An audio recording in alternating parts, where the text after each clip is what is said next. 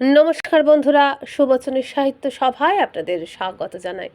আজ পড়ে শোনাচ্ছি শীর্ষেন্দু মুখোপাধ্যায়ের লেখা বাঙালির আমেরিকা দর্শন, এই ভ্রমণ কাহিনীর 11 পর্ব।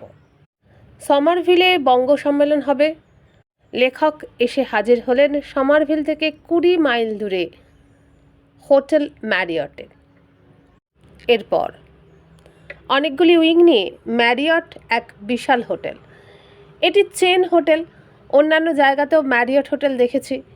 এটি অবশ্য 5 তারা হোটেল নয়, কিন্তু বসবাস করার জন্য সব রকম প্রয়োজনীয় ব্যবস্থাই রয়েছে। আর কি ঝকঝকে মহার্ঘ সব জিনিসপত্রে সাজানো। রিসেপশনে অনেকের সঙ্গে দেখা হয়ে গেল। রঞ্জিত দত্ত, সুপ্রিয়, লালুদা, স্বদেশবাবু, প্রশান্তবাবু। এতদিন এদের কারোর সঙ্গে টেলিফোনে কথা হয়েছে মাত্র। এত অতিথি একসঙ্গে হাজির হওয়ায় রিসেপশনের অতি সুদর্শনা কর্মচারীটি ভারী ব্যস্ত সমস্ত হয়ে পড়লেন, কিন্তু মুখে এতটুকু বিরক্তি নেই। অতি আন্তরিক ও খাঁটি একটু হাসি মুখে লেগে আছে। বচন বিনম্র, ধৈর্য অপরিসীম। প্রায় 40 মিনিট পর ঘরের চাবি পাওয়া গেল, কিন্তু এমনই বিশাল ও জটিল এই হোটেলের নিজস্ব স্থাপত্য যে ঘর খুঁজে পাওয়াই মুশকিল। করিডোরে করিডোরে অবশ্য নির্দেশিকা দেওয়া আছে, তবু উইং গুলিয়ে ফেলি। 3 তলায় আমার ঘর। প্রখ্যাত ভাস্কর চিন্তামণিদা এবং আমি একই ঘরে থাকব। চিন্তামণি অর্থাৎ চিন্তামণি কর। চিন্তামণিদা প্যারিস ও লন্ডনে দীর্ঘদিন কাটিয়েছেন। এখনও প্রায় তাকে লন্ডনে যেতে হয়, কিন্তু আমেরিকায় এলেন এই প্রথম, একটু বেশি বয়সেই। কথায় বার্তায় বুঝলুম আমেরিকা তার বিশেষ পছন্দের দেশ নয়। আসলে ইতিহাস ও ঐতিহ্য সমৃদ্ধ ইউরোপের তুলনায় আমেরিকা তো বড্ড লাগাম ছাড়া। ম্যারিয়টের মতো হোটেলে স্নান ঘরে সাবান নেই দেখে আমি অবাক। এরকম তো হওয়ার কথা নয়। ফোন করতে রুম সার্ভিস ভারী মিষ্টি গলায় জিজ্ঞেস করলো, মে আই হেল্প? সাবান নেই যে। ওপাশের মিষ্টি গলাটি সবিষয়ে আর্তনাদ করে উঠল, সাবান নেই? টয়লেটের সাবান নেই? কি আশ্চর্য ব্যাপার! স্যার ক্ষমা করুন, এক্ষুনি সাবান পৌঁছে দেওয়া হচ্ছে। হোটেলের করিডরে নীলার সঙ্গে দেখা। পরনে সাদা খোলের তাঁতের শাড়ি, মস্ত পাড়, গাঢ় বাসন্তী রঙের পাড়ের সঙ্গে ম্যাচ করা ব্লাউজ। কপালে পূর্ণিমা চাঁদের মতো মস্ত এক টিপ। একটু গয়নাও আছে গায়ে, তবে সবচেয়ে বড় গয়না অবশ্য তার হাসি। সেই বিখ্যাত হাসিটা হেসেই বলল, কিছুক্ষণের জন্য হারিয়ে যাবেন? ভীত হয়ে বললুম, এখন হারালে যে কর্মকর্তারা আমাকে খুঁজতে পুলিশ লাগাবেন। বড্ড গেরস্থ মানুষ আপনি। আচ্ছা, যদি আমার গাড়িতেই র্যারিটেন ভ্যালি কলেজে নিয়ে যাই আপনাকে, আপত্তি করবেন? যেতে পারি, তবে সুপ্রিয়কে একটা খবর দিতে হবে। ওর গাড়িতে যাব বলে রেখেছি। আপনাকে নিয়ে আর পারি না। ঠিক আছে, কাল কিন্তু সময় চুরি করতে হবে। সারা দিন বঙ্গ সম্মেলনের ঠাসা প্রোগ্রাম, ওর মধ্যেই এক ফাঁকে আমি ঠিক বের করে আনবো আপনাকে, কথা রইল কিন্তু। নীলা এখন গাড়ি চালায়। গেও অবুঝ বোকা মেয়েটা এখন আমেরিকার মেইন স্ট্রিমের তীব্র স্রোতে পাল্লা টানছে অবলীলায়। নীলার কথা ভাবতে ভাবতেই নেমে এলাম নিচে। রঞ্জিত দত্তর সঙ্গে পার্কিং লটে দেখা। দীর্ঘদিন আমেরিকায় আছেন। এখান থেকেই বাংলা বিচিত্রা নামে একটি কাগজ বের করেন। কথায় সুস্পষ্ট বাঙাল টান। রঞ্জিতবাবু এবং তাঁর স্ত্রী নিকষী বাঙালি হলেও তাঁদের 12-13 বছরের মেয়েটি একটিও বাংলা জানে না।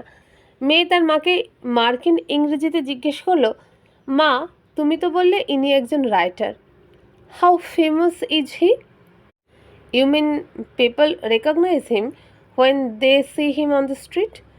আমি হেসে বললাম, না, ততটা বিখ্যাত নই। আমার দেশের অনেক লোক এখনও পড়তেই জানে না, আর তাদের সংখ্যাই বেশি। তুমি দেশে যাও না?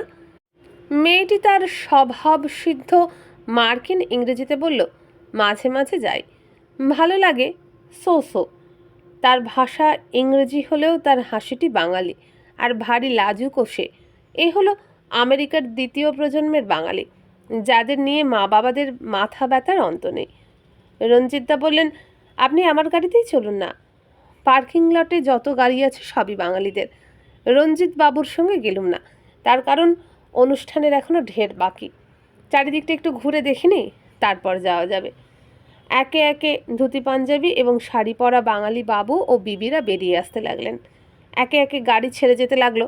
প্রত্যেকে আমাকে পৌঁছে দিতে চাইলেন। আমি একটু পরে বলে পাশ কাটিয়ে গেলাম। বহুক্ষণ বাইরে দাঁড়িয়ে রইলাম, দেখতে লাগলাম আকাশ, বাতাস, প্রকৃতি। এখন সন্ধে নামছে। দেশের জন্য মনটা কেমন করে উঠল।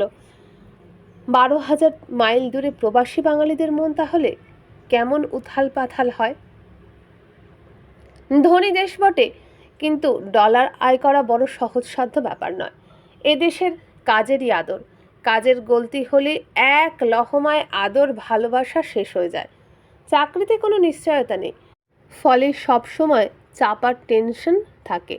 ভাবাবেগ বর্জিত, চাঁচা ছোলা।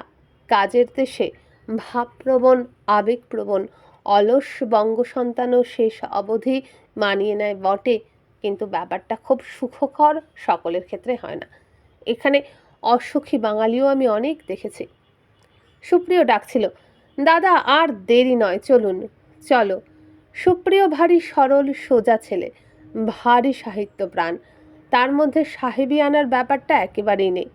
তার বউ ভারতীয়, ভারী আটপৌড়ে এবং সহজ মেয়ে। নিউ ইয়র্কের কুইন্স অঞ্চলে সুপ্রিয় একখানা বাড়ি কিনেছে। পরে সেই বাড়িতে গিয়ে দেখেছি উঠোনের লাউ মাচায় রাশি রাশি লাউ ফলে আছে, চমৎকার বেগুন আর মস্ত মস্ত লঙ্কা। অনেকটা ঢেউ খেলানো জমির ওপর বিশাল চত্বর নিয়ে র্যারিটন ভ্যালি কলেজ। কলেজে এমন জায়গায় যেখানে গাড়ি ছাড়া পৌঁছানো অসম্ভব, কাছে পিঠে লোক বসতিই নেই। সুতরাং ছাত্রছাত্রীদের নিজস্ব গাড়িতেই যাতায়াত করতে হয়। ফলে কলেজের সামনে বিস্তীর্ণ জায়গা নিয়ে পার্কিং লট। সেই জায়গাও আজ গাড়িতে গাড়িতে ছয়লাভ। সুপ্রিয় পার্ক করার জায়গাই পাচ্ছিল না। বেশ কয়েকবার চক্কর দিয়ে তবে খুঁজে পেতে একটি জায়গা পাওয়া গেল। গাড়ি পার্ক করার সমস্যা গোটা আমেরিকাতেই বেশ কঠিন, কিন্তু গাড়ি ছাড়া তো চলবেও না। সন্ধে হতে এখনো অনেক সময়। আমরা যখন অনুষ্ঠানে পৌঁছলাম তখনও দিনের আলো ঝকঝক করছে। কলেজের প্রাঙ্গণে, লবিতে, করিডোরে উচ্চকিত উল্লাস শোনা যাচ্ছে। পরস্পরের সঙ্গে অনেক দিন বাদে দেখা সাক্ষাৎ তো ভারী ভালো লাগলো এই পুনর্মিলনের আবহাওয়াটি। হাসি, আনন্দ, হইহট্টগোল, একেবারে বাঙালি বিয়েবাড়ি। এত পরিচিতদের পারস্পরিক মিলন মেলায় আমরা অর্থাৎ বহিরাগত 2-3 জন কিন্তু বেমানান। তবে প্রাথমিক জড়তা এবং আলাপ পরিচয়ের দূরত্ব সামান্যক্ষণ মাত্র স্থায়ী হলো। একে একে অনেকেই এসে পরিচয় করতে শুরু করলেন নিজে থেকেই। সহর্ষ বিস্ময়ে পেলুম কয়েকজন পূর্ব পরিচিতকেও। অনুষ্ঠান শুরু হলো আরও ঘণ্টাখানেক বাদে। ততক্ষণে বেশ কয়েকজন পাকড়াও করলেন আমাকে। অধ্যাপক কল্যাণ রায়, তনুশ্রী আর প্রভাত দত্ত, আরও অনেকে। অনুষ্ঠানের বিবরণ দেওয়া বাহুল্য হবে। বঙ্গ সম্মেলন সম্পর্কে পৃথক প্রতিবেদন অনেক আগেই প্রকাশিত হয়েছে। যেটা বলা হয়নি তা হলো এই সম্মেলনের নেপথ্যে যেসব মানুষের সঙ্গে পরিচয় হয়েছিল, যে আকুলতা আর আগ্রহের সঙ্গে তারা আমার সঙ্গে আলাপ করলেন, সেটা আমাকে ভারী স্পর্শ করেছে। বেশিরভাগ মানুষেরই সমস্যা তাদের ছেলে মেয়েকে নিয়ে, আর ছেলে মেয়েদেরও সমস্যা তাদের অতি বাঙালি মা বাবাকে নিয়ে। মার্কিন জীবনধারা চুম্বকের মতো টেনে রেখেছে ছেলে মেয়েদের। মা বাবা প্রাণপণে উজানে নৌকো বাওয়ার চেষ্টা করছেন। সমস্যা গভীর, সমস্যা চিন্তা উদ্রেককারী। অনেকেই আমার কাছে সমাধান জানতে চাইছিলেন, কিন্তু আমি কি বলবো? আমেরিকায় আমার অভিজ্ঞতা কদিনের। এই সমস্যা নিয়ে আমার তো ভাবনা শুরু হয়েছে আমেরিকায় আসার পর থেকে। বাইরের লনে মনোরম বিকেলে চুটিয়ে আড্ডা হচ্ছিল তনুশ্রী আর কল্যাণের সঙ্গে। তনুশ্রীর সঙ্গে পরিচয় অনেক দিনের, আর কল্যাণের সঙ্গে পূর্ব পরিচয় না থাকলেও চলে। প্রথম পরিচয়ের পরই তাকে অনেক দিনের চেনা বলে মনে হতে থাকে। কল্যাণ কথায় কথায় বলল, শীর্ষেন্দুদা ফিরে গিয়ে আমেরিকার কথা লিখবেন তো? আমি মাথা নেড়ে বললাম, না, কোথাও গেলেই একটা ভ্রমণ কাহিনী ফেঁদে ফাটলার মতো পক্ষপাতী আমি নই। না লেখাই ভালো। প্লিজ, যদি সত্যি লিখতে হয় ভালো করে খোঁজ খবর নিয়ে লিখবেন। এখানে বেরিয়ে গিয়ে অনেকেই হাস্যকর রকমের ভুলভাল সব কথা লেখে, পড়ে আমার হাসি পায়। আমার কেন, আমরা সবাই হাসি। আমি লিখব না, নিশ্চিন্ত থাকো। কল্যাণকে দেওয়া প্রতিশ্রুতি কিন্তু রাখতে পারেনি। সম্পাদকের নির্বন্ধে সেই বিবরণ লিখতেই হচ্ছে। আর কল্যাণ যে আশঙ্কা প্রকাশিত করেছিল তাও অক্ষরে অক্ষরে মিলে যাচ্ছে। শুরুতেই যে ভিখিরির কথা বলেছিলাম তা নিয়ে গৌতম ও নীলাঞ্জনা গুপ্ত ফ্লোরিডা থেকে চিঠি লিখে জানিয়েছেন মার্কিন ভিখিরিদের সেখানে দিনে $50 আয় এটা প্রায় অসম্ভব। সেখানেও বিস্তর মানুষ দুরবস্থার মধ্যে রয়েছেন। তবে এগুলো তেমন গুরুতর ব্যাপার নয়। মার্কিন দেশে কিছু লোক সুখে আছে, কিছু লোক দুঃখে আছে, এ তো শিশু পাঠ্য ব্যাপার। এর জন্য হোমওয়ার্কের দরকার হয় না। তবে মনে রাখতে হবে এই প্রতিবেদন লেখা হচ্ছে আমাদের দেশের জীবনযাত্রার মান ও ধারার প্রতি তুলনা হিসাবে। মার্কিন গরিব আর ভারতীয় গরিবের মধ্যে যে তফাৎ আছে তা কারোরই অজানা নেই আজকাল। আমেরিকায় গেট্টো বা গরিবদের জীবনযাপন কেমন তা প্রত্যক্ষ অভিজ্ঞতা সামান্য হলেও আমার আছে। তাই বলি, আমাদের দেশের মতো নাঙ্গা সর্বহারা ভিখিরি আমেরিকায় কেউ নেই। নানা জনের সঙ্গে বঙ্গ সম্মেলনেও আমেরিকা নিয়েই কথা বলছি। এরই মধ্যে ভারী যুবক চেহারার সুশীল দাশগুপ্ত এসে ধরলেন। মশাই, আপনাকেই খুঁজছি। পরশুদিন আমাদের সঙ্গে আপনাকে কিন্তু ফিলাডেলফিয়া যেতেই হচ্ছে। সুশীলদার কথা আগেই লিখেছি। এমন ফুর্তিবাজ আমুদে মিশুকে রসিক মানুষ পেলে যে কোনো জায়গায় সহনীয় হয়ে ওঠে। পাল্লা দিয়ে পূর্ণিমা বৌদিও স্বামীর প্রতিচ্ছবি যেন। আর ওই আমুদে স্বভাবের মধ্যেই নিহিত রয়েছে ওদের প্রাণশক্তিও। টেম্পল ইউনিভার্সিটির ইলেকট্রিক্যাল ইঞ্জিনিয়ারিংয়ের অধ্যাপক সুশীলদা একসময় যাদবপুরেও পড়তেন। তার ছাত্ররা এখন আমেরিকার নানা জায়গায় ছড়িয়ে পড়েছে। আমি বললুম 2-3 দিনের জন্য যেতে পারি। জানি মশাই আপনার সময় কম। ঠিক আছে, 2-4 দিনের মধ্যেই যতটা পারি দেখিয়ে দেব। আটলান্টিক সিটিতে যাননি তো? না, যাওয়ার কথা আছে। ওটা দেখানোর ভার আমি নিচ্ছি। তনুশ্রী এসে বলল, কলম্বাসে কিন্তু যেতেই হবে, না গেলে ছাড়বো না, ভীষণ দুঃখ পাবো। ঠিক আছে, যাব। তবে তবে নয়, আমি কথা দিচ্ছি নায়াগ্রা দেখিয়ে দেব। তাহলে আর কথা কি। রাত্রি 12টা-1টা অবধি অনুষ্ঠান এবং আড্ডা চলতে লাগলো। কারোরই হোটেলে ফেরার বিশেষ তাড়া নেই। খাবারের অনটনের কথা আগেই বলেছি। তবে শেষ অবধি আমার ভাগ্যে সিঙ্গারা জাতীয় কি যেন এবং চকলেটের তৈরি কিছু মিষ্টি জুটেছিল। গোগ্রাসে তাই গিলে ক্ষুণ্ণিবৃত্তি করলুম। তবে খাদ্যের অভাব অন্য দিক দিয়ে পুষিয়ে গেল। এত মানুষের উষ্ণ সান্নিধ্য এবং আন্তরিকতাও তো প্রাপ্তি হিসেবে কম নয়। নীলের টিকির নাগালও পাওয়া যাচ্ছিল না। বঙ্গ সম্মেলনে সে ভীষণ ব্যস্ত। চুল ঝুঁটি করে বেঁধে কোমরে আঁচল জড়িয়ে সে বিস্তর ছোটাছুটি করছে। অবশ্য এক ফাঁকে এসে কানে কানে বলে গেল, কাল কিন্তু হারিয়ে যেতে হবে। কতক্ষণের জন্য? হারিয়ে যাওয়া মানে কি অফিস করা নাকি? টাইম বেঁধে তো হবে না। আমার বক্তৃতা আছে যে, সেটা বাঁচিয়েই হারিয়ে যেতে হবে। মনে থাকবে? মাথা নেড়ে বললুম, ঠিক আছে। রাত 1:30 নাগাদ বেশ ক্লান্ত বোধ করছিলাম।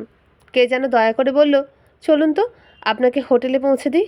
ভারী কষ্ট হচ্ছে আপনারা তো রাত জেগে আছেন। আমাদের কথা বাদ দিন, আমরা তো আর সদ্য 12,000 মাইল উড়ে আসিনি। তাছাড়া এখানে আমাদের অনেক বন্ধু বান্ধবের সঙ্গে দেখা সাক্ষাৎ হচ্ছে। আপনার তো তা নয়। চলুন। হাই তুলতে তুলতে গাড়িতে গিয়ে বসলুম। চিন্তামণিকর দরজা খুলে দিলেন, এসে গেছেন? আপনি কি ঘুমিয়ে পড়েছিলেন? আরে না, কিছুক্ষণ গল্প টল্প করে ঘুমিয়ে পড়লুম। এক টানে ভোর। সকাল হতে না হতেই পর পর কয়েকটা টেলিফোন এলো। সকলেরই বক্তব্য এক, আমি যেন হোটেল থেকেই ভারী জলখাবার খেয়ে যাই। আমার খাওয়া নিয়ে সবাই চিন্তিত, উদ্বিগ্ন। এই লোকটা তো না খেতে পেয়ে বেঘরে মারা পড়বে। হোটেলের ঘরে যে টিভি রয়েছে তাতে ন্যাশনাল চ্যানেল এবং কেবল টিভি দুরকমই দেখা যায়। মজা হলো যৌনতামূলক ছবি দেখার চ্যানেলও রয়েছে আলাদা।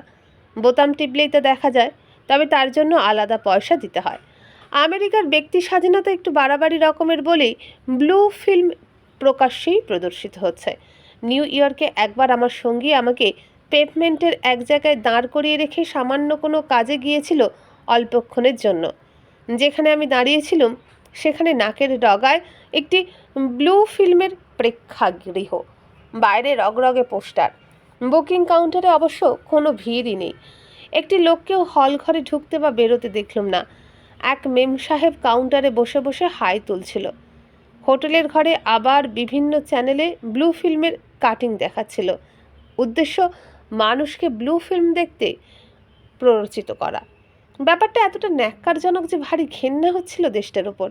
এই স্বাধীনতা যে খুব সুখকর নয়, তা যে খুব শুভ নয়, তা বুঝতে গভীর চিন্তারও প্রয়োজন হয় না।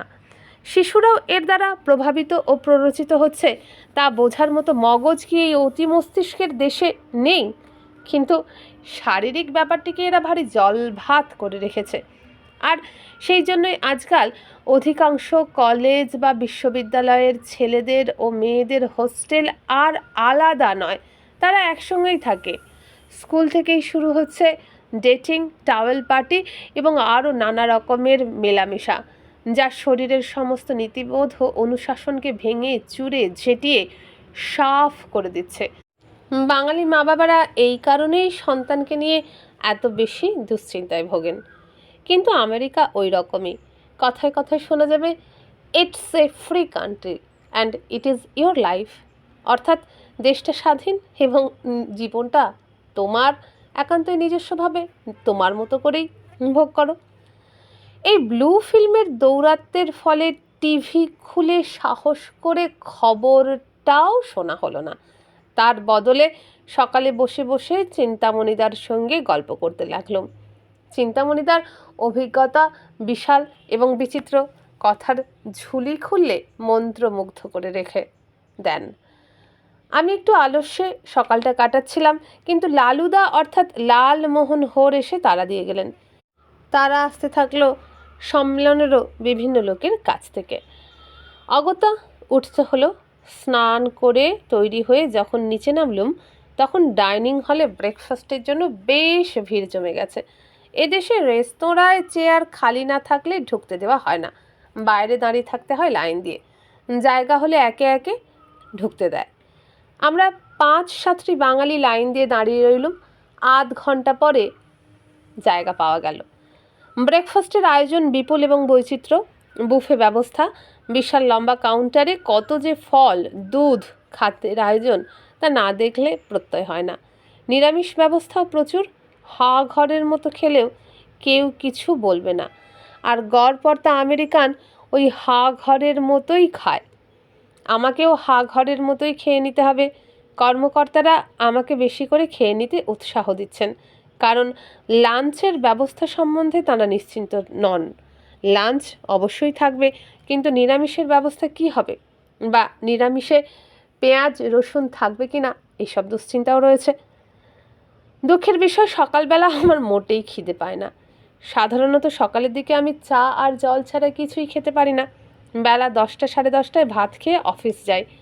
এত সকালে আমার পক্ষে পেট ঠেসে খেয়ে নেওয়া সম্ভব নয়। তবুও ঠান্ডা দুধ, সিরিয়াল, ফল, ফলের রস, টোস্ট ইত্যাদি নিয়ে বসলুম। যথাসাধ্য হা ঘরের মতোই খাওয়ার চেষ্টা করলুম। শেষ অবধি ফল টলার গলা দিয়ে নামলো না। লালুদা অনুযোগ করলেন, আপনি তো তেমন কিছুই খেলেন না, যথেষ্ট হয়েছে, আর পারা যাবে না। ব্রেকফাস্ট শেষ হলে বাইরে চলে এলুম। বিশাল লবিতে বাঙালিদের ভিড়। একদিনেই অনেকের মুখ চেনা হয়ে গেছে। হাসি, কুশল প্রশ্ন, অভিনন্দন বিনিময় যান্ত্রিকভাবে হয়ে যেতে থাকে। বঙ্গ সম্মেলন আজ শুরু হবে সকাল থেকে, চলবে সারাদিন এবং প্রায় বিরামহীন। তবু আমেরিকায় যত বাঙালি শিল্পী বা সংস্থা এতে যোগ দিতে আগ্রহ প্রকাশ করেছে, তাদের সকলকে সুযোগ দেওয়া যাবে না।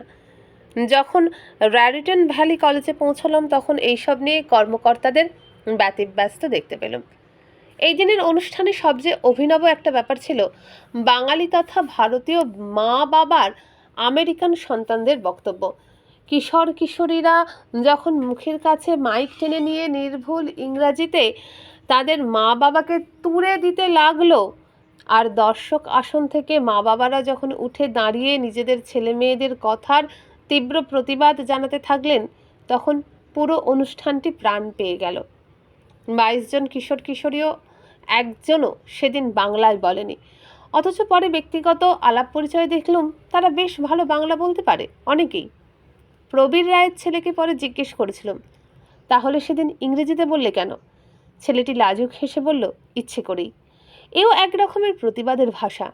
ছেলেমেয়েরা মাতৃভাষা ভুলে যাবে বা শিখবে না, এটা তো কাম্য না। কিন্তু মূল সমস্যাটা আরও একটু গভীরে। ব্যাপকভাবে আমেরিকানাইজেশন হচ্ছে। তার নিদান বের করা তো সহজ নয়। উইকেন্ডে বাংলা স্কুলে ভর্তি করে বা বাংলা গল্প গিলিয়ে কিছুটা ভাষা তো শেখানো গেল, কিন্তু বাকি সংস্কৃতি চর্চা, মার্কিন কালচারের করাল প্রভাবের গ্রাস থেকে তাদের বের করে আনবার মতো কি আকর্ষণ আছে বাঙালি সংস্কৃতির? আমার ভাষণ ছিল সম্ভবত বিকেল 5টার দিকে, কিন্তু টাইম স্লট নিয়ে এত সমস্যা হলো যে ব্যাপারটা আরও 3 ঘন্টা এগিয়ে এলো। যখন আমার বক্তৃতা দেওয়ার কথা তারও 3 ঘন্টা আগে কাজটা সেরে নেওয়া গেল। বাইরে যখন এলুম তখন আমাকে ছেঁকে ধরেছিল কয়েকজন। তার মধ্যেই কি কৌশলে নীলা আমাকে বের করে নিয়ে গেল কে জানে। বলল, কি হাঁদা আপনি, ওই ভিড়ের মধ্যে কেউ ওরকমভাবে হাঁ করে দাঁড়িয়ে থাকে? কি করব, এরা সব কথা টথা বলতে চাইছেন, এদের উদ্যোগেই তো এখানে আসা। আপনার মতো লোককে পেলে সবাই অমন লোফালুফি করবে। দে তো হাসি হেসে সবাইকে আপনি আপ্যায়ন করছেন। গম্ভীর হতে শিখুন, গাম্ভীর্য ছাড়া পুরুষকে মানায় নাকি? ভারী লজ্জা পেলুম। মাথা চুলকে বললুম, তা বটে, গম্ভীর হতে পারি না বলে আমার ছেলে মেয়েরাও আমার সঙ্গে বেশ ইয়ার্কি দেয়। দেবেই, আসুন ওদিকে এক্সিবিশন হলের ভিতর দিয়ে পালাই, সদর দিয়ে বেরোতে পারবো না। এক্সিবিশন হলটিতে একটি শাড়ির ছোটোখাটো হাট বসেছে আর দেশজ কিছু শিল্প, কিন্তু চোখের নিমেষে যা বিক্রি হয়ে গেল তা হলো বাংলা বই। সপাচেক বই এসেছিল দেশ থেকে, আর মাত্র 50টি পড়ে গেছে, তাও নিমেষের মধ্যে উড়ে গেল। আমেরিকার বাঙালিদের মধ্যে এই একটা প্রবণতা খুব বেশি, তারা বই কিনতে ভালোবাসে। নীলার গাড়ি একটা ছোট্ট ডাটসান পার্কিং লট থেকে সাঁ করে বেরিয়ে সোজা বড় রাস্তায় এনে ফেললো আমাকে। সভয়ে বললুম, খুব দূরে যাচ্ছি না তো, ওরা যদি আমাকে খোঁজেন? খুঁজলে পাবেন না তো কি হয়েছে, দাসখত লিখে দেননি তো? না মানে, দোহাই আপনার, একটু সাবালক হন। নীলা এইরকম ছিল না, ভারী ভীত ছিল, কথা কম বলতো, লাজুকও ছিল, কিন্তু কঠিন জীবন আর সেই সব বাহুল্যকে কবে ছেঁটে ফেলে বাদ দিতে বাধ্য করেছে তাকে। পার্ক বললে ভুল হবে। আমরা পার্ক বলতে একটা নির্দিষ্ট চৌহদ্দি বুঝি, খুব বেশি বড় নয়, রেলিং দিয়ে ঘেরা, বেঞ্চ টেঞ্চ আছে, যেখানে দুপুরে দেহাতিরা ঘুমোয়, বিকালে বৃদ্ধেরা বেড়ান এবং বাচ্চারা খেলে, রাতে বেকারেরা আড্ডা মারে, অধিক রাতে যেখানে মদ বা জুয়োর আড্ডাও বসে থাকে। আমেরিকার পার্ক অতিকায় এবং অরণ্য, হ্রদ, নৌকাবিহারের বিশাল বন্দোবস্ত, অশ্বারোহণ, সাইকেল চালানো ইত্যাদির এক ইলাহি ব্যাপার, অঢেল নির্জনতা। গাড়ি পার্ক করে পার্কের মধ্যে খানিকটা হাঁটলুম, বসলুম জলের ধার ঘেঁষে, গাছের ছায়ায়, ঘাসে।